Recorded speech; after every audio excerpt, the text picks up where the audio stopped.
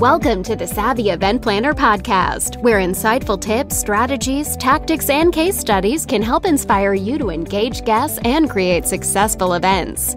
And now, here's your host, Tom Crowell.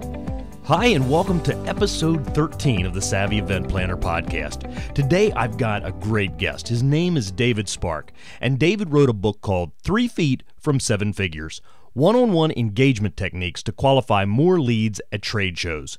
If you do trade shows, you don't want to miss this episode.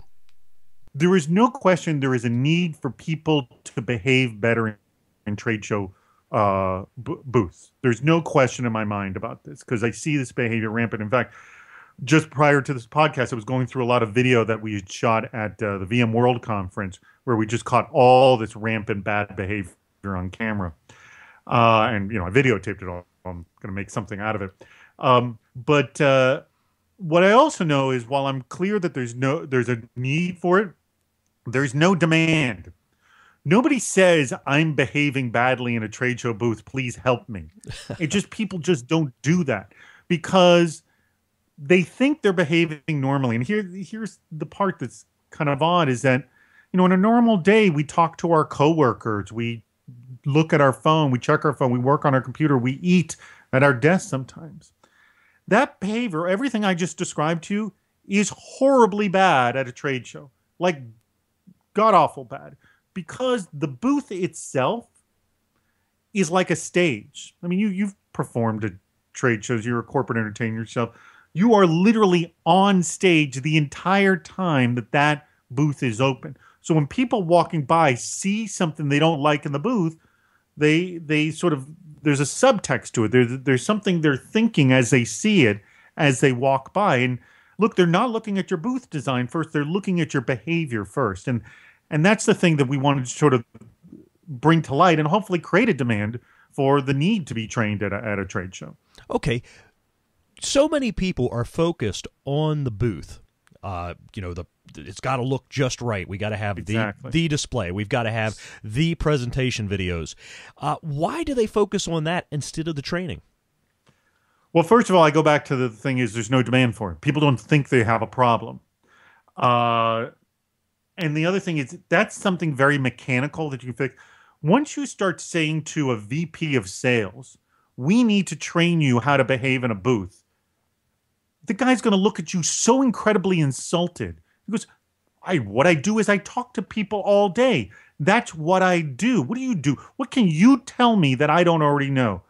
So you're dealing with something that's a very sensitive topic that could insult people. So instead of, going down that road, we deal with the things that are a little bit more mechanical that we can control that won't go get us into political hot water.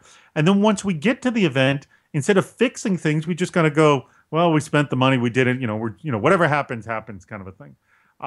People don't realize that once you hit the event, you've got to work your tail off. You have to keep, fine tuning things. I mean, there's so much involved in working an event and people just, they don't realize it. And it's exhausting. I mean, geez, trade shows are surreal. What it is, and one guy actually, and I added it to my book, one guy who I was interviewing, he said, because it was just, the VM World Conference was just before Burning Man, which is this temporary city that's created for just a week. Everyone comes at one time, and then they leave, and the whole city disappears. And that's essentially what a trade show is. It's this miniature city, very much compressed in time and space. It's only open for sometimes 8, 16, 20 hours total. And the streets are very narrow, and there's no cars, and all your potential customers are there. And everything you do in a normal day is just sort of magnified. It's such an intense level. And it's physically exhausting and mentally exhausting. And so that's why it's really, really hard for some people. Just because you can't work a trade show booth well does not make you a bad person. That's the thing. It's certain people have the constitution for it and certain people don't. And, and that's kind of one of the things we also recommend is you kind of got to audition your people, just the higher level up person may not be the best. You may have low level people who are so gregarious and have the energy to make it through an entire day on a trade show floor. You can listen to David's entire interview at savvyeventpodcast.com/13. And don't miss any of our episodes. Subscribe to the podcast on iTunes today. Thanks for listening to the Savvy Event Planner podcast at savvyeventpodcast.com.